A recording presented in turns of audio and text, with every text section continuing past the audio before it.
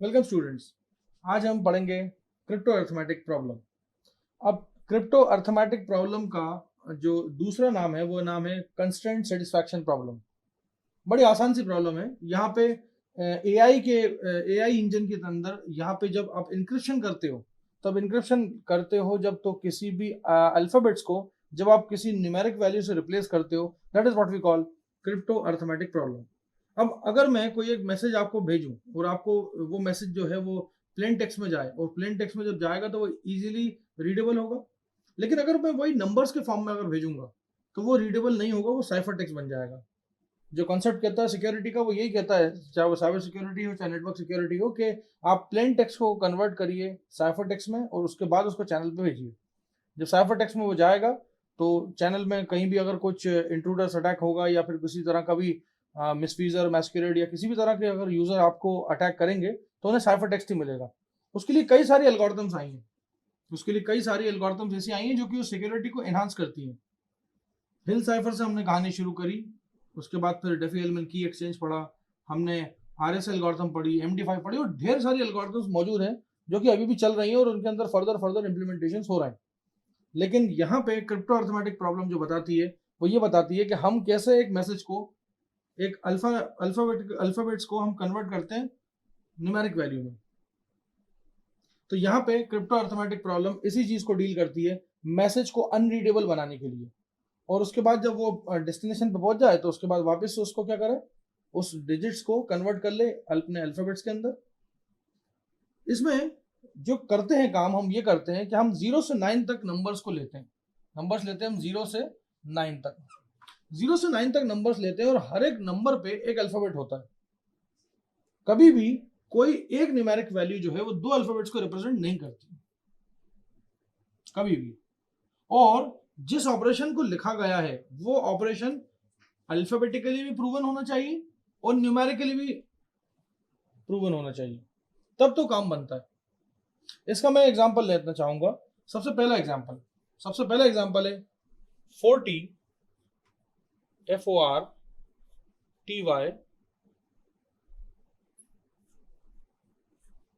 10 10। अगर आप इसको जोड़ेंगे तो ये दिखा रहा है यहाँ पे आंसर 60। अब आपका टास्क क्या है? आपका टास्क ये है कि यहाँ पे 0 से लेकर के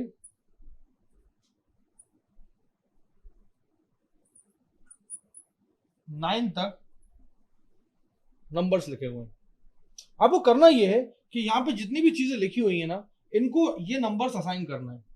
और करना ऐसे है कि जब वो नंबर्स आप इसमें डालें और जब उसको एडिशन करके देखें तो आंसर भी सही आना चाहिए, आंसर मैच करना चाहिए उन नंबर्स के साथ। मसलन के तौर पे अगर मैं y की जगह या t की जगह f की जगह कोई भी नंबर लेता हूं, तो जैसे t का अगर मैंने यहाँ कोई नंबर लिया तो यहाँ पे भी वो नंबर सेम होना चाहिए, अलग नहीं होगा। t will remain the same. अगर मैंने t को 2 ले लिया फॉर एग्जांपल, तो t यहाँ पे भी 2 होगा, यहाँ पे भी 2 होगा, और ऑटोमेटिकली यहाँ पे भी 2 आना चाहिए रिजल्ट के अंदर भी।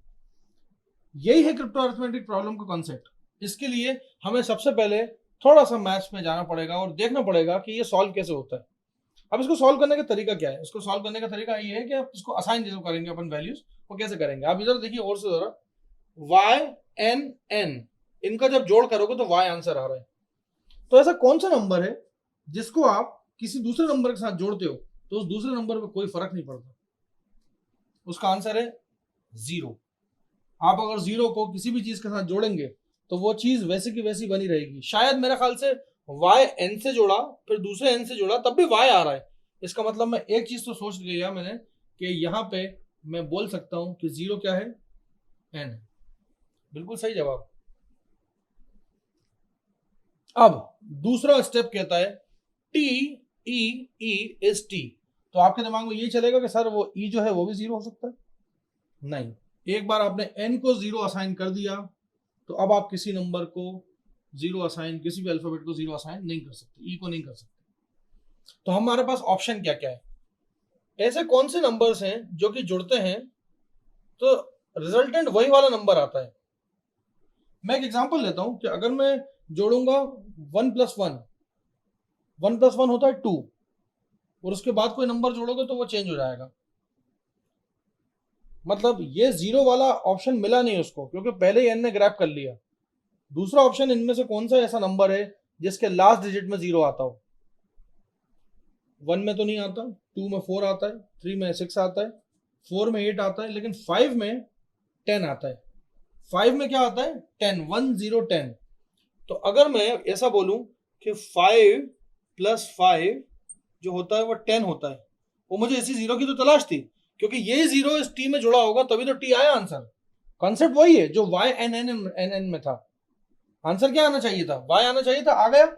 यहां पे भी क्या है कि ई किसी तरह से जीरो बन जाए, किसी तरह से ये दोनों जोड़ जुड़ा के ऐसा जीरो दे दें जो टी को वापस से टी बना रहने दे। और आप जानते हो कि जब आप अगर मान लीजिए टी होता सपोज 6, तो रिजल्टेंट क्या आएगा? 6 ही आएगा। ये तो मैंने एक एग्जांपल दिया, नमूना लिया छोटा सा। तो हाँ, ये बात सही है कि ई को आप 5 असाइन कर सकते हो, तो आपने इसको असाइन कर दिया। तो दो चीजें मेरे पास आ चुकी हैं, दो चीजों को मैं अनलॉक कर चुका हूं। एक नंबर 1 पोजीशन पे आती है एन, जो कि मैंने लिखा है 0। नंबर 2 पोजीशन पे आती है ई, जिसको मैंने 5 असाइन कर दिया। अब मैं इसी को मान के उस पूरे न्यूमेरिकल को अनलॉक करता हूं, और शायद आप देख सकते हैं कि ये टी वाई जो है वो यही टी वाई दिख भी रहा है, और ये आ भी जाएगा। अगर मैं एन को 0 और ई को 5 लेता हूं तो आंसर आ भी जाएगा। अब जो बचे हुए बाकी नंबर्स हैं 1 2 3 4 6 7 8 9, इनके अंदर बाकी बची हुई चीजों को लगाना है। मतलब टी और वाई का डिसीजन भी ले लेते हैं हम, टी और वाई का डिसीजन भी ले लेते हैं। अब सुनिए जरा, टी और वाई का डिसीजन जब हम लेंगे तो यहाँ पे हमें दो चीजें तीन चीजें ध्यान में रखनी है कि हमने ई को 5 ले चुके हैं, ई को 5 हम ले चुके हैं। देखिए, एक बार कोई एलिमेंट अगर आपने लिख दिया ना, उसको चेंज मत करिए, क्योंकि फिर पूरा कंसेप्ट चेंज हो जाएगा। हाँ, वो बात अलग है कि अगर ये कहीं गलत प्रूफ हो जाए तो आप इसको मिटा के दूसरा एलिमेंट ले लीजिएगा। लेकिन क्योंकि मेरे को ऐसा लगता है ई के लिए कोई ऑप्शन बचा नहीं, दो जगह खाली थी जीरो वाली, एक तो जीरो अकेला खुद, और एक 5 + 5 10, तो जीरो मिल जाता था उसके अंदर भी। तो ई के पास और कोई जगह है भी नहीं। वैसे अगर ई के पास ये जगह ऐसी है तो हम ये देखते हैं कि इनमें से कौन सा नंबर ऐसा है जो कि टी और वाई को सेटिस्फाई करेगा। और टी और वाई को अगर आपने सेटिस्फाई करा दिया तो मेरे ख्याल से ये न्यूमेरिकल काफी हद तक अनलॉक हो जाएगा। थोड़ा सा ट्रिकी है, लेकिन आप एक बार करेंगे इसको जब इस तरह से, तो ये अभी तक मैंने कुछ भी नहीं किया। अभी तक मैंने सिर्फ वाई एन एन किया है और टी ई ई किया है। इससे मैंने दो कंक्लूजन ड्रॉ करे हैं, और दो कंक्लूजन ड्रॉ करने के बाद अब मैं तीसरे कंक्लूजन की तरफ जा रहा हूं। एक बात तो बिल्कुल तय है कि यहाँ पे आपको इनमें से नंबर जो असाइन करने हैं, उनमें से नंबर कैसे असाइन करने हैं कि ऐसा नंबर असाइन करना है जो कि शायद कभी कैरी फॉरवर्ड हुआ। मतलब वाई एन एन जुड़ा था, यहाँ पे वाई मिला, ठीक है। उसके बाद इसका मतलब ये ऐसा कोई सिंगल डिजिट नंबर है, क्योंकि ये तो जीरो था। ये कुछ भी हो सकता है, ये 1 हो सकता है, ये 2 हो सकता है, ये 3 4 6 हो सकता है, कुछ भी हो सकता है। लेकिन टी के साथ ऐसा नहीं है। टी के साथ ऐसा इसलिए नहीं है क्योंकि ये जब टी जो यहाँ पे वैल्यू है, टी की वैल्यू जो है, टी की वैल्यू हो सकता है कि ऐसी हो जो कि जुड़ी हो, और जुड़ने के बाद ये वापस मिल गई हो। मतलब टी जो है 6 7 8 9 में से कुछ भी हो सकता है। अब टी को ऐसा क्या लिया जाए कि यहाँ पे शायद कैरी फॉरवर्ड भी चढ़ा होगा। मुझे दिख नहीं रहा यहाँ पे कैरी फॉरवर्ड, लेकिन हो सकता है कैरी फॉरवर्ड हो। एक बात का यार ध्यान रखिएगा, अगर आप इसको ध्यान से देखेंगे तो ये ऑटोमेटिकली प्रूव हो जाएगा। मैं फिर से बोलता हूं कि नंबर्स कितने भी हों, वो कैरी फॉरवर्ड होते होते ही आंसर आ जाएंगे। बिल्कुल निश्चिंत रहिए, हमें नंबर असाइन करना है। हम एक रैंडम थ्रो करते हैं, और एक रैंडम थ्रो के अंदर हम ये देखते हैं कि हम क्या क्या नंबर्स असाइन कर सकते हैं। हम सबसे पहले टी और वाई के डिसीजन के लिए जो हमारे पास एलिमेंट बचे, 8 एलिमेंट बचे, उसके लिए स्ट्राइव करते हैं। हम टी और वाई के लिए एलिमेंट सर्च करेंगे, और टी को हम कोशिश करेंगे, वाई को हम पहले कोशिश करते हैं कि हम वाई को रख देते हैं 6। अगर मैं 6 रखता हूं तो कोई प्रॉब्लम तो नहीं है। मैं देखता हूं 6 0 0 और आंसर आएगा 6, कोई दिक्कत नहीं है, मैं रख सकता हूं। मैंने रैंडम हिट करा है, ठीक है। मुझे आप बोल सकते हो कि मुझे आंसर पहले से पता है, लेकिन आप भी कोई सा भी नंबर रख सकते हो। आगे जाके आपको अनसक्सेसफुल मिल ही जाएगा, तो ऑटोमेटिकली आप 6 पे ही आओगे। और ये न्यूमेरिकल्स इतने क्लासिक हैं कि इन न्यूमेरिकल्स को आप करोगे तो आपको याद भी हो जाएंगे, न्यूमेरिकल्स, इनकी वैल्यूज भी याद हो जाएंगी। अब बारी आती है टी की। मैं टी में क्या ऐसा रखूं? मैंने वाई के लिए तो 6 रख दिया, लेकिन टी में ऐसा क्या रखूं, टी में मैं रख देता हूं 8। मान लीजिए मैंने टी की वैल्यू क्या रख दी 8, इसका मतलब ये होगा 8, ये 5 और ये 5, तो ये 18 आंसर आएगा और 1 कैरी, ऐसे कुछ होगा। अगर मैं इस सिनोनिम को, इसको एब्रिविएशन को मान के चल रहा हूं कि मैंने y को 6 रख लिया और t को 8 रख लिया, तो अब मेरे पास ऑप्शन क्या क्या बच रहे हैं, अब मेरे पास ऑप्शन बचते क्या क्या है। ऑप्शन मेरे पास ये बचता है कि 1 2 3 4 7 और 9, 1 2 3 4 7 और 9। मैं अगर गौर से देखूंगा कि अब मेरे पास यहां पे t को मैंने क्या रखा है यहाँ पे 8, ठीक है, तो ये हुआ 8 और 8 कितना हुआ 16, उसके साथ ये 1 का कैरी 17, 17 के बाद इसमें r जोड़ा है। अब r को क्या लिया जाए, अब r को क्या लिया जाए, r की वैल्यू फाइनली क्या लें, यहां पे शायद r की वैल्यू आप 7 ले सकते हैं, मैं r को 7 ले लेता हूं। r को जब 7 ले लूंगा तो ये हो क्या जाएगा इसका 7 8 8 16 और ये वाला भी 8 8 3 24 24, बोले तो x क्या हो जाएगा 4। मैं नहीं कर रहा, ये अपने आप हो रहा है, जगह खाली थी x के लिए ना, मैंने डाल दी, कहीं कॉम्प्लिकेशन नहीं था, कहीं कॉन्फ्लिक्ट नहीं था। तो जब कॉन्फ्लिक्ट नहीं आ रहा तो मैं काय को उसमें सर फोड़ूंगा, बिल्कुल नहीं करूंगा। मैंने क्या किया, इसमें तो लॉजिक लगाया, इसमें भी लॉजिक लगाया, बाकी टी और वाई की वैल्यू एक अंदाजा लगाया और अंदाजा लगा के डाल दी, और जो अब कुछ हो रहा है ना वो अपने आप हो रहा है। कुछ अजम्पशन लूंगा और वो अजम्पशन अगर सही हुए तो ये आंसर है, कुछ अजम्पशन लूंगा, अजम्पशन गलत हुए तो अजम्पशन चेंज कर दूंगा, मेरे हाथ में वो। तो अब मैं फिर से इसको रिपीट करता हूं, ये करा आपने, ये करा, उसके बाद टी को आपने अज्यूम करा क्या 8, तो 8 8 16, आर को अज्यूम करा 7 और प्लस 1 कैरी यहाँ का पुराना वाला था क्योंकि ये तो 18 हो रहा था, इसका 1 कैरी, तो ये हुआ कितना 8 8 8 24, 24 का 4 यहाँ पे, तो x को ले लिया 4 मिल गया, और 2 कैरी, 2 कैरी, जब 2 आप कैरी कर लोगे, 2 आप कैरी कर लोगे तो आपके पास क्या सिर्फ O और F के लिए जो ऑप्शन बच रहे हैं वो आपको लगाने पड़ेंगे, और O और F के लिए ऑप्शन आपके पास O के लिए तो 9 बच रहा है मेरे हिसाब से। अगर आप 9 को O मानते हो तो 9 2 11, 9 और 2 11, तो जो 11 है आपका 1 जो है वो I हो जाएगा। कोई दिक्कत नहीं, खाली जगह थी मैंने डाल दी, मुझे क्या दिक्कत है। 9 2 9 2 11 हासिल, एक 1 आ गया यहाँ पे, एक 1 आ गया यहाँ पे। अब सोचिए, सोचिए जरा कि F के अंदर 1 जुड़ता है तो वो S हो जाता है, F के अंदर अगर 1 जुड़ता है तो वो S हो जाता है, F के अंदर अगर 1 जुड़ता है तो वो S हो जाता है। शायद ये चीज जो है ना 2 और 3 के साथ ही मौजूद है कि 2 के अंदर जब 1 जुड़ता है तो वो 3 हो जाता है। तो फाइनली इसका आंसर आपके सामने है। अगर मैं 40 10 10 की बात करूं तो F मतलब 2 अभी सेटिस्फाई भी होना चाहिए, ये कंस्टेंट तो हमने लगा दिए, अब इसको सेटिस्फाई करने की बारी है। ओ क्या था 9 2 9, आर क्या था 7 2 9 7, फिर टी बोले तो 8, फिर वाई 6 2 9 7 8 6, उसके बाद 10 बोले तो टी 8, ई मतलब 5, एन 0, और शायद अगला भी यही है। आप इसको जब जोड़ेंगे, नॉर्मल मैथ्स लगाइए, अब कुछ ऊपर देखने की जरूरत नहीं है, देखिएगा वही आंसर आएगा। ये आया 6, ये आया 18 का 8, लगा 1 8 दिए 24, 24 का 4, ये गया 2 9 2 11 का 1, ये 3। जरा देखिएगा कि S क्या 3 है, बिल्कुल है। 1 जो है वो i है क्या? बिल्कुल है। 4 जो है वो x है क्या? बिल्कुल है। 8 जो है वो t है क्या? बिल्कुल है। और 6 जो है वो y है क्या? बिल्कुल है।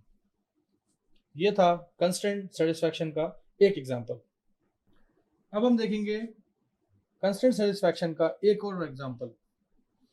तो कंस्ट्रेंट सेटिस्फैक्शन के जो अभी लास्ट एग्जांपल मैंने बताया उसके अंदर आपने देखा होगा कि कैसे मैंने 0 से 9 तक के जो नंबर्स थे उनको अल्फ़ाबेट असाइन करें और एक आंसर निकाला। अभी भी मैं यही करूँगा। अभी फिलहाल जो मेरा न्यूमेरिकल है वो है कुछ इस तरह का। डिवीजन आप सबने देखा होगा।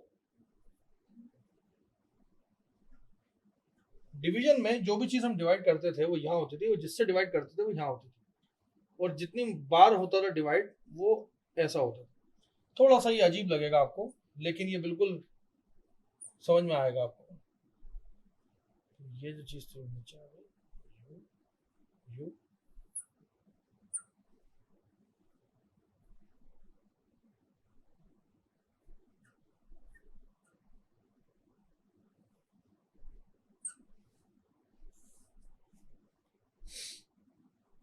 CUP is divided by P, that is UPS।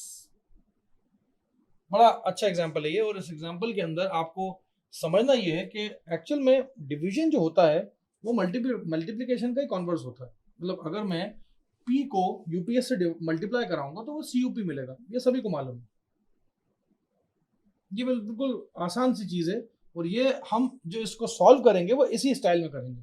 अच्छा, गौर से देखिए आप जरा कि जब भी मैं इसको ले रहा हूँ ऑपरेट कर रहा हूँ तो कुछ बच नहीं रहा, मतलब पूरा पूरा कट जा रहा है। मतलब C मिल जाता है मुझे, U मिल जाता है मुझे, एंड P मिल जाता है मुझे, मतलब जो भी मैं नंबर्स लेता हूँ। तो चलिए सबसे पहले मैं इसका कंक्लूजन ड्रॉ करता हूँ। सबसे पहले मैं सबसे शुरू से शुरुआत करता हूँ और सबसे पहले मैं आइडेंटिफाई करता हूँ कि ये S क्या चीज़ है। सबसे पहले जो सबसे आसान दिख रहा है मैं उसको सबसे पहले लूंगा। S क्या है? तो इसमें मैं ऐसा मान के चलता हूँ कि 0 से लेकर 9 तक मुझे अल्फ़ाबेट्स हैं। अभी तो मेरे पास यहाँ पे अल्फ़ाबेट्स भी कम है और डिजिट्स मेरे पास 0 से 9 तक है, तो बहुत आसान पड़ेगा ये करना। तो सबसे पहले मैं देखता हूँ कि मैं एस को क्या मान सकता हूँ। चलिए सबसे पहले मैं एस की बात करता हूँ। एस की डेफिनेशन में एक देता हूँ आपको यहाँ पे कि S multiply by P is P. तो ऐसा कौन सा, विदाउट कैरी, उसमें कोई कैरी नहीं है, तो ऐसा कौन सा नंबर है जो कि किसी नंबर के साथ मल्टीप्लाई होता है तो वो नंबर पे कोई असर नहीं पड़ता? मतलब ऐसा कौन सा नंबर है जो किसी नंबर के साथ मल्टीप्लाई होता है तो उस नंबर पे असर नहीं पड़ता, वो वापस वैसा का वैसे ही रहता है। एक कंक्लूजन सीधे सीधे मैं ड्रॉ कर सकता हूं और वो है s is equal to 1। S तो 1 होगा हर हाल में, क्योंकि कोई कैरी भी नहीं दे रहा है, तो मल्टीप्लाई होगा पी के साथ और आंसर भी पी देगा। बहुत बढ़िया। अब यहाँ पे बारी आती है पी की। अब पी जो है, पी को जब पी से मल्टीप्लाई कराओ तो आंसर आ रहा है यू। मैं इसको कहीं लिख देता हूं, मैं लिख देता हूं यहाँ पे P multiply by P is you. दूसरा जो है मेरा तरीका वो ये है। अब मुझे आइडेंटिफाई क्या करना है कि मैं सिर्फ पी को अनलॉक कर दूं तो मेरे को पता लग जाए यू क्या है। अच्छा, यहाँ पे पी को जरा गौर से देखिए आप। पी जो है वो आपस में मल्टीप्लाई अगर होगा तो ऐसे 0 से 9 तक कौन कौन से, अब सॉरी 1 को छोड़ना पड़ेगा आपको। 0 से 0 एंड देन 2 से लेकर 9 तक इतने ऐसे कौन से डिजिट्स हैं जो कि मल्टीप्लाई होते हैं तो उसका आंसर सिंगल डिजिट आता है। कोई डबल डिजिट नहीं लिखी वहां पे। P multiply by P is you, simple you, कोई कैरी नहीं, कोई अलग से डिजिट नहीं। 1 1 1 वो तो हम लेंगे ही नहीं क्योंकि ऐसा आ चुका है। 0 0 0 वो तो सेम आ जाएगा। पी इंटू पी अगर लिखा होता तो ये 0 और 1 की कहानी बैठ सकती थी शायद, लेकिन ऐसा नहीं है। 2 2 4 तो 2 आ सकता है। तो पी जो है वो शायद 2 हो सकता है। 3 3 9 या फिर वो 9 मतलब 3 भी हो सकता है। तो पी के दो ऑप्शन जनरेट हो रहे हैं, या तो वो 2 होगा या वो 3 हो सकता है। अच्छा, 4 नहीं हो सकता। 4 4 16 तो 1 आगे आ गया। 5 5 25 नहीं आएगा। 6 6 36 49 एंड सो ऑन, ये सब नहीं आएंगे। ये कभी भी नहीं आएंगे। तो कुल मिला के आपके पास पी के दो ऑप्शन है। मैं एक काम करता हूं, ये दोनों ऑप्शन ट्रेवर्स करके देख लेता हूं, क्या दिक्कत है। तो मैंने पी के लिए अभी कुछ फाइनल नहीं करा, लेकिन ये बोला कि शायद पी 2 होगा या 3 होगा। तो चलिए आगे देख लेते हैं पी क्या होगा वो देखते हैं। यहां पे देखें P multiply by U is C. मेरा तीसरा कंक्लूजन मैं ड्रॉ यहां कर रहा हूं, P multiply by U is C.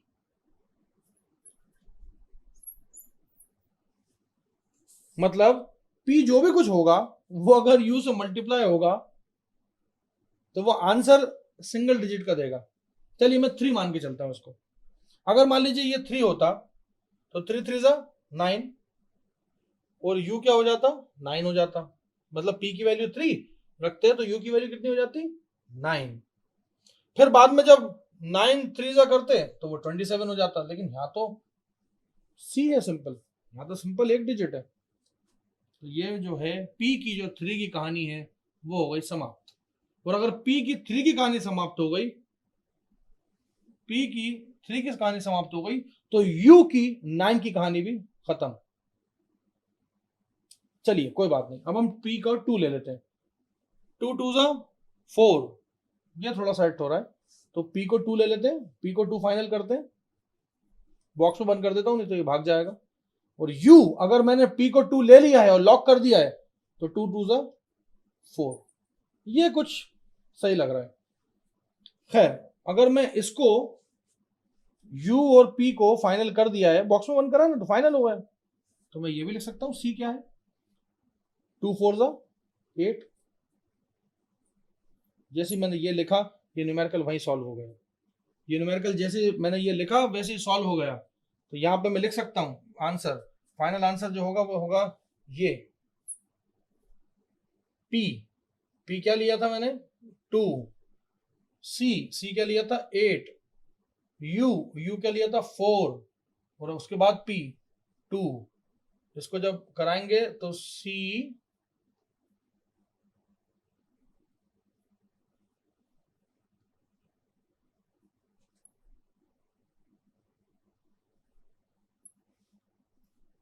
U 4 P 2 और S1। मेरे ख्याल से 421 दूनी 842। Yes 421 multiply by 2 is 842 and 842 divide by 2 is 421। तो इस न्यूमेरिकल के बाद हम देखेंगे क्रिप्टो अरिथमेटिक प्रॉब्लम का तीसरा न्यूमेरिकल। हमने जो प्रीवियस न्यूमेरिकल अभी जो देखे वो तो फिर भी एक तरह से आसान थे, लेकिन जो अब अगला न्यूमेरिकल आ रहा है ये काफ़ी बार पेपर्स में भी पूछा गया और काफ़ी सारे किताबों में लिटरेचर्स में आपको ये न्यूमेरिकल देखने मिलेगा। लेकिन इसका सोल्यूशन जो है वो थोड़ा सा आपको कॉम्प्लिकेटेड मिलेगा किताबों के अंदर, बुक्स के अंदर, और शायद आप समझ पाएँ या शायद नहीं समझ पाएँ। लेकिन यकीनन इस वीडियो को देखने के बाद आप इस न्यूमेरिकल को बड़े आराम से कर लेंगे। मैं यहाँ पे न्यूमेरिकल लिखता हूँ ये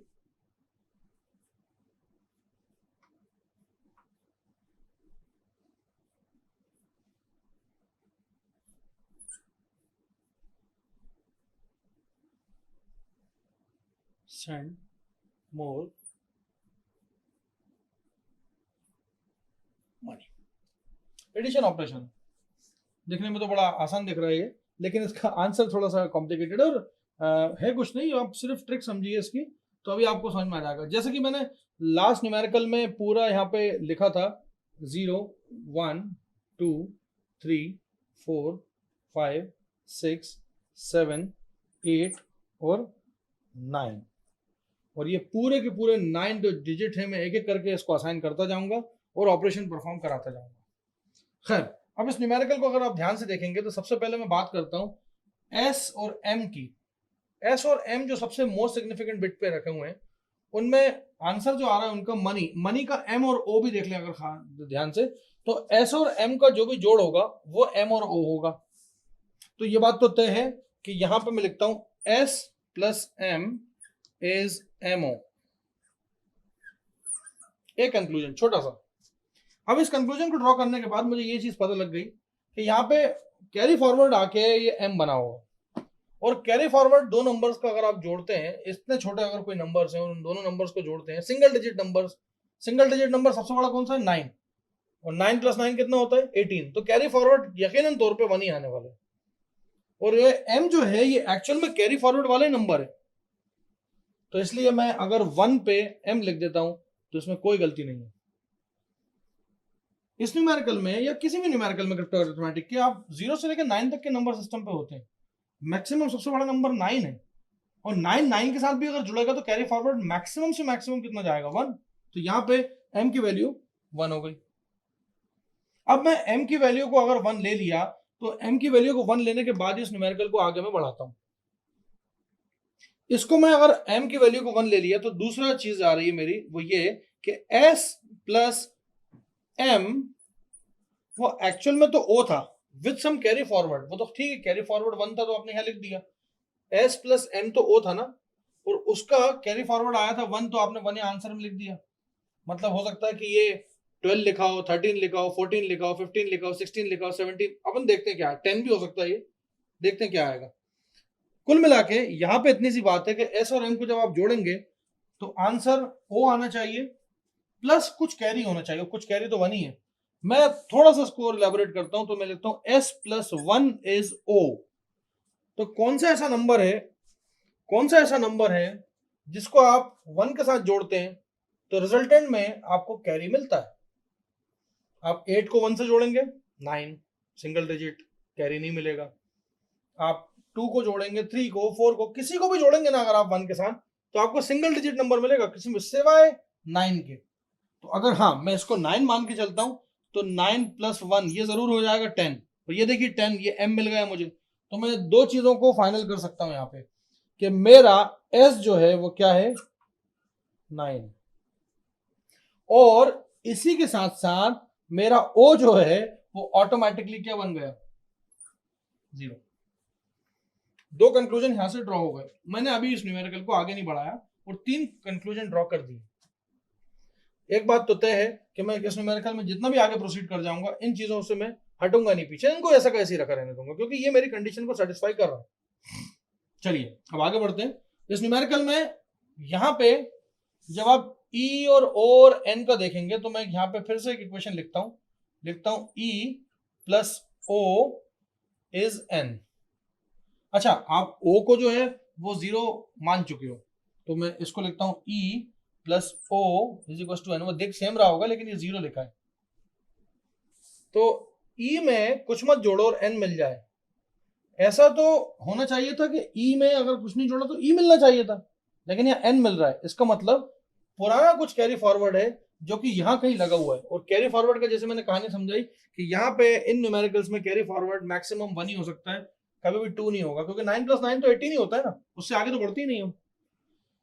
ठीक है, मैंने मान के चला हूं कि e plus 0 and some carry is n। यहां 1 है, ये 0 है और ये n है, और इसको मैं एक इक्वेशन का नाम दे देता हूं। ठीक है, इसको मैं दे देता हूं एक इक्वेशन नंबर 1। ठीक है, अभी इसके बारे में कुछ बात नहीं कर रहा मैं, इसको मैं इक्वेशन नंबर 1 नाम दे देता हूं। इसके बारे में डिस्कशन अभी अपन करेंगे। उसके बाद अगला स्टेप में लिखा है n plus R is e, n plus R is e, और यहां पे n plus R is e को जब आप लिखेंगे तो इसको भी एक इक्वेशन नाम दे दीजिए, इसको दे दें इक्वेशन नंबर 2 नाम। अब ये 1 और 2 नाम की जो इक्वेशन है, अगर मैं इसमें से ये 0 हटा भी दूं तो कोई फर्क नहीं पड़ता। ये दोनों इक्वेशन में कुछ ऐसा आपको डिजिट लिखना है कि कंडीशन ट्रू हो जाए, सेटिस्फाई हो जाए। देखिए जरा ध्यान से, e है, ये तो 0 है, ये 1 है, तो ये जो e है ये इतना छोटा होगा कि इसमें 1 जोड़ेगा तो ऑटोमेटिकली आपको n का आंसर अनलॉक हो जाएगा। और n जो है वो ऐसा होना चाहिए कि सिंगल डिजिट होना चाहिए। आपके पास e एक कैरी फॉरवर्ड, एक कैरी है यहाँ का सिंगल, उसमें e मैंने मान लो ऐसा एज्यूम करता हूं कि मैं e को 5 ले लेता हूं, तो ऑटोमेटिकली n क्या हो जाएगा 6। आप देख सकते हैं 4 और एक 5 कंक्लूजन मैंने ड्रॉ कर दिए। ठीक है, मैंने अभी सिर्फ ये लिखा है, कंक्लूजन अभी ड्रॉ हो चुके हैं। अब मैं देखता हूं इसमें आगे क्या होना है। चलिए मैं इस इक्वेशन को रीराइट करूं। इस इक्वेशन को अगर मैं रीराइट करूंगा तो ये देखिए n की वैल्यू क्या आई 6 plus r is equal to e। e क्या है, e क्या है 5। ठीक है, ये मैं ऐसा मान के चल रहा हूं, ठीक है। अच्छा, आप इसको ये मत समझना कि आर की वैल्यू इधर करके, नॉर्मल मैथ्स में क्या होता है कि उधर लेके चले साहब आर -1 आ गया, जी नहीं, यहाँ पे कुछ कैरी भी जुड़ा हुआ होगा, यहाँ पे कुछ कैरी भी होगा, मतलब ये 5 नहीं है, ये 25 हो सकता है, 15 हो सकता है, कुछ भी हो सकता है, 15 होगा यहाँ तो, 25 तो किसी हाल में नहीं होगा ना, क्योंकि यहाँ पे जब आप n+r कर रहे थे ना, तो यहाँ पे भी ये कैरी लगा हुआ होगा। मैंने कभी भी ये नहीं कहा कि यहाँ कैरी नहीं है, कैरी तो हर जगह ही है यहाँ पे। तो अब 9 हम अगर अज्यूम करें r को, के साथ r जो है 9 अज्यूम करें, तो कुछ बात बन जाती, बनती कि नहीं बनती? 9 + 6 हो जाता, 9 + 6 हो जाता, तो ये 15 हो जाता, बढ़िया था, 1 कैरी भी आ रहा था। लेकिन आपने यहाँ पे एक गड़बड़ी कर दी, गड़बड़ी ये कर दी कि आपने r की वैल्यू जो थी वो ऑलरेडी s को असाइन कर रखी थी, ऑलरेडी आपने r की वैल्यू जो थी, जो आपकी ये वाली वैल्यू थी r की 9 जो आप सोच रहे थे, वो आपने किसको असाइन कर रखी है? ऑटोमेटिकली आपने s को असाइन कर रखी है। तो हम 8 लेके देखते हैं, अगर मैं 8 लेता हूं, 8 लेता हूं तो यहां पे क्या आएगा? 6 + 8 जो कि होता है 14, और यहाँ पे 14 लिखा जाएगा। अब कैरी तो एक ही आना था ना, कैरी तो एक ही आना था, तो यहाँ पे अगर आप देखेंगे कि मैंने r की बात कर रहा हूँ, r को अगर मैं 8 लेता हूँ तो एक कैरी वहां से जब आएगा तो वो ऑटोमेटिकली इस 14 को 15 बना देगा, बनाएगा कि नहीं? देखिए, d और e से जुड़ा कोई कुछ कैरी आया, आपने n और r को जोड़ा, n और r को जब आप जोड़ेंगे तो आंसर आना चाहिए e, मतलब यहाँ पे आपको क्या दिखना चाहिए? 5 दिखना चाहिए। e की वैल्यू 5 थी ना, वो अभी तो आपने 14 लिख दी, क्योंकि आप तो r को 8 अज्यूम कर रहे हो। r को आपने अगर 8 अज्यूम कर लिया तो ये आंसर आना चाहिए 14, लेकिन एक कैरी जब यहां से जुड़ेगा तो ऑटोमेटिकली हो जाएगा 15। तो इसलिए मैं एक कंक्लूजन और ड्रॉ कर सकता हूं, यहां से मैंने ई को भी फाइनल कर दिया, एन को भी फाइनल कर दिया, और आर को भी फाइनल कर दिया। जब इतना काम मैंने कर दिया तो यहां पे मैं आगे बढ़ता हूं, और आगे बढ़ूंगा मैं लास्ट वाले पे, डी और ई जो है उनको जोड़ेंगे तो क्या आएगा? वाई। ई मैं अब छेड़ नहीं सकता, तो एक बात तय है कि d + 5 इज y, ये मेरा कंक्लूजन है। अब देखिए जरा, d को इतना बड़ा होना है कि वो 5 में जुड़े जब, तो y, और y के साथ कुछ कैरी भी तो देना है उसको, ये y का कैरी है, ये y वाला कैरी है, ठीक है ना, ये e वाला कैरी है, आ रही बात समझ में? यहाँ पे भी जो कैरी आया था वो n वाला कैरी आया था, कैरी तो साथ चलेगा, डॉट डिजिट्स को जोड़ रहा हूं इतने बड़े बड़े, तो कैरी तो आएगा ही आएगा। और ऐसा नहीं है कि मैं इसमें आपको सिर्फ फिट कर रहा हूं वैल्यूज को, मैं प्रूफ भी करके दिखाऊंगा। देखिए, यहाँ पे d और e जो है वो क्या है? y है। d और e को जब जोड़ोगे तो y आएगा। e जो है वो फाइनलाइज्ड हो चुका है 5, मजबूरी है, मैं कुछ नहीं कर सकता। अब मैं इस d को तो 5 बना नहीं सकता, तो और ये मुझे ऐसा लेना है कि बड़ा एलिमेंट हो। अब आप बताइए 5 में ऐसा क्या जोड़ेंगे? 5 में ऐसे कौन कौन से एलिमेंट है जो जोड़ सकते हैं और कैरी मिल सकता है? देखो, 5 में 4 नहीं जोड़ सकता, नो आंसर आएगा, कैरी नहीं निकल रहा। 5 में 5 तो जोड़ नहीं सकते क्योंकि तुम e को 5 असाइन कर चुके हो। हाँ, 5 में 6 ऑलरेडी असाइंड है। 5 में 7 असाइन कर सकते हो, क्योंकि 5 और 7 जब जुड़ेगा तो आंसर आएगा 12, जिसमें आंसर आएगा यहाँ y का 2 और कैरी फॉरवर्ड 1 हो जाएगा। ये थोड़ा कुछ लग रहा है सही। 8 और 9 तो ऑलरेडी जा चुके हैं r और s के साथ, तो मैं अगली चीज ये करूंगा कि यहाँ पे d की वैल्यू को लूंगा 7। जैसे ही मैंने d की वैल्यू 7 ली, ऑटोमेटिकली हो जाएगा 12, 1 तो कैरी में चला गया, ये y जो होगा वो जाएगा 2। और जैसे ही आपने ये करा तो आपके पास सारे आंसर आ जाएंगे, s को 9, e को 5, n को 6, d को 7, m को 1, o को 0, r को 8 और y को 2। इसको अगर आप प्रूफ करके देखेंगे, सेंड मोर मनी को लिखता हूं मैं यहाँ पे, तो हो जाएगा 9 5 6 7 प्लस 1 0 8 5। इसको आप जोड़ेंगे तो आंसर आएगा 1 0 6 5 2। यह है क्रिप्टो अरिथमेटिक प्रॉब्लम। मैं इसको एक बार फिर से बताना चाहूंगा कि पहले सबसे पहले मैंने यहां से शुरू करा, एस और एम को जोड़ा, एस और एम को जोड़ा तो एम और ओ आया, एस को मैंने क्या लिया, ऐसे कौन सा डिजिट है जो कि जुड़ते हैं तो कैरी फॉरवर्ड दे दो, कैरी फॉरवर्ड 1 ही आएगा, मैक्सिमम 9 + 9 = 18 ना, तो मैक्सिमम कैरी फॉरवर्ड इस न्यूमेरिकल्स में क्या होता है, 1 ही होता है। तो यहाँ पे मैंने यहाँ पे लिया एस को लिया और एम को लिया, कैरी फॉरवर्ड 1, तो एम तो ऑटोमेटिकली 1 हो ही गया था, पहली स्टेप के पहले पोजीशन पे जाके एम 1 हो चुका था, तो एम को 1 लिया, तो मैंने लिखा s + 1 = 0, s + 1 = o, और ऐसा कौन सा नंबर है जो कि जुड़ेगा तो ये कैरी निकालता है, तो s को मैंने मैक्सिमम ले सकता था, पुश करके हार्ड लिमिट थी 9, तो 9 लिखा, 9 + 1 = 10, तो ये आंसर आया 10। यहाँ पे मैंने कितने कंक्लूजन ड्रॉ करे, मैंने कंक्लूजन ड्रॉ करा यहाँ पे सबसे पहले नंबर 1 पोजीशन पे ये, ठीक है, उसके बाद नंबर 2 पोजीशन पे ये, नंबर 3 पोजीशन पे ये कंक्लूजन ड्रॉ करके मैंने छोड़ दिया। इतना कंक्लूजन जब ड्रॉ हो गया तो मैंने क्या करा, इस न्यूमेरिकल के अंदर आगे की तरफ बढ़ा, आगे की तरफ जो फर्दर प्रोसीड करा तो मुझे देखा ई और ओ जो है वो एन है, और कैरी फॉरवर्ड तो पीछे से चला ही आ रहा है, क्योंकि कैरी फॉरवर्ड तो ये आगे भी दे रहा है, तो ये क्या होगा कि यहाँ पे ई और ओ को जब जोड़ेंगे, मैंने यहाँ पे एक लाइन लिखी है, ई + o = n, जीरो की ओ नहीं सॉरी जीरो, क्योंकि असाइन हो चुका है, ई में जब जीरो जोड़ोगे तो ई आना चाहिए था, लेकिन एन आ रहा है, इसका मतलब पुराना कोई कैरी फॉरवर्ड है, तो इसलिए लिखा कैरी फॉरवर्ड को 1, फिर लिखा ई, फिर लिखा 0, फिर लिखा एन, ये 0 को ना भी लिखूं तो भी चलेगा, इक्वेशन नंबर 1 नाम दे दिया, छोड़ दिया उसको। उसके बाद मैंने एन और आर को जोड़ा और उसका आंसर निकाला ई, जब एन और आर को निकाला ई, तो ये भी कैरी फॉरवर्ड ऊपर दे रहा है, यही कैरी फॉरवर्ड तो यहाँ यूज हो रहा है, ये वाला, ये आपको दिख रहा होगा, ये वाला, ये कैरी फॉरवर्ड यहाँ तो यूज हो रहा है, तो यहाँ पे एन और आर जो है वो जुड़ के आंसर दे रहे हैं E with some carry forward, with 1 carry forward, ठीक है।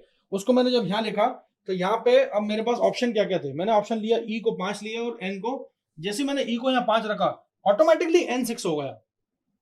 मैं यहाँ पे अगर ई को 7 रखता तो ऑटोमेटिकली एन जो है वो 8 हो जाता, लेकिन मैंने उसको क्या रखा, 5 रखा, 5 रखा तो ऑटोमेटिकली एन क्या हो गया, 6। मैंने ई को 5 और एन को 6 प्रिज्यूम करते हुए इस न्यूमेरिकल को आगे फर्दर प्रोसीड करा। जैसे इसको फर्दर आगे प्रोसीड करा तो मुझे क्या देखा, मुझे देखा कि n + r = e, और n और r को जब जोड़ेंगे, जब n और r को जोड़ेंगे तो e आंसर आना चाहिए, प्लस n के साथ कोई पुराना कैरी भी हो सकता है, और हुआ भी ऐसा ही कि n की वैल्यू कितनी थी 6, e की वैल्यू कितनी थी 5। अब ऐसा कोई से जुगाड़ आपको लगानी थी, ऐसी कोई सी टेक्निक लगानी थी जिसमें 6 के साथ r जोड़े और लास्ट का डिजिट 5 दिखे, नॉर्मल 5 भी दिखे, नॉर्मल 5 तो दिख ही नहीं सकता बिकॉज 6 ऑलरेडी है, उसके अंदर और तुम चीजें जोड़ रहे हो तो 5 तो देखना पॉसिबल ही नहीं है, तो इट कुड बी 15, ये हो सकता था 15 हो, तो हमने क्या इसको 15 मानना था, इसको 15 मानने के लिए हमने जब इसको अप्लाई किया तो हमने आर की वैल्यू 9 रख सकते थे, लेकिन 9 ऑलरेडी असाइन था, 9 रखते तो सीधा सीधा हो जाता सॉल्व, लेकिन 9 ऑलरेडी एस को असाइन था, तो हमने मजबूरन क्या रखा, इसको 8 रखा, जिसका आंसर आया 14। सबसे बड़ा डाउट यही आया होगा कि सर यहाँ तो 14 था तो 4 आना चाहिए था ना, ऐसा नहीं है, ये तो 14 था, लेकिन आप इसको जरा गौर से देखेंगे, एन और आर का आंसर जो ई आ रहा था 14 का 4 आना चाहिए था, नहीं, ये जो पुराना कैलकुलेशन है इससे भी तो कैरी फॉरवर्ड वाला 1 आया, उस 1 को कहां सेटिस्फाई कराओगे, आप आंसर भी देखो ना, 7 + 5 = 12, तो 12 का 1, वो 1 कहां जाएगा, इसीलिए मैंने इसको लिया, आर की वैल्यू को लिया 8, और यहाँ पे आ गया 14, 14 नहीं एक्चुअल वो 15 था, क्योंकि +1 वहां से आ गया, मैंने उसको भी असाइन करा और यहाँ पे आंसर्स को लॉक करने की कोशिश करी, जो कि ई के और एन के आंसर को लॉक करा, और उसके बाद मैंने आर के आंसर को भी लॉक कर दिया। इतना कुछ होने के बाद मेरे पास सिर्फ 2 चीजें बच रही थी, जो कि थी डी और E is Y plus some carry, carry तो 1 ही होगा, चढ़ा दिया ऊपर, तो डी और ई को कैसा क्या लिया जाए, ई ऑलरेडी 5 हो चुका था, तो डी के अंदर ऐसी कौन सी चीज जोड़ी जाए जिससे वाई आए नीचे और कुछ कैरी भी आए। मेरे पास इत्तेफाक से 5 के लिए, डी के लिए कुछ बचा था नहीं, क्योंकि सब कुछ लुट चुका था और सब कुछ खत्म हो चुका था, सारे एलिमेंट असाइन हो चुके थे। मैं डी को 5 नहीं ले सकता था, ई ले चुका है, डी को 6 नहीं ले सकता था, एन ले चुका था, डी को सब कुछ, ये 8 और 9, भाई डी को 4 तो लेना ही नहीं है, अगर 4 लिया तो फिर वो कैरी कहां से निकालोगे वाई का, इसलिए डी को लेना था, सिर्फ मजबूरन मेरा क्या था 7। डी को जैसे मैंने 7 लिया, ऑटोमेटिकली वाई जो था वो मेरा 2 बन गया, और मैं इन 2 कंक्लूजन पर भी पहुंच गया, और जैसे मैं इन दोनों कंक्लूजन में पहुंच गया तो मेरा यहाँ पे आंसर जो था वो सेटिस्फाई हो गया। ये थी क्रिप्टो अरिथमेटिक प्रॉब्लम की, शायद मेरे ख्याल से थोड़ी सी लॉजिकली थोड़ी सी टफ प्रॉब्लम, उम्मीद करता हूँ कि ये वीडियो देख के आप इस प्रॉब्लम को सॉल्व कर लेंगे, और एक बार जब आप इस वीडियो को देखें तो शायद वीडियो के साथ साथ खुद भी साथ में सॉल्व करें, तो मेरे को ऐसा लगता है कि आप इस टाइप की प्रॉब्लम को आप हमेशा सॉल्व कर पाएंगे। Thank you so much.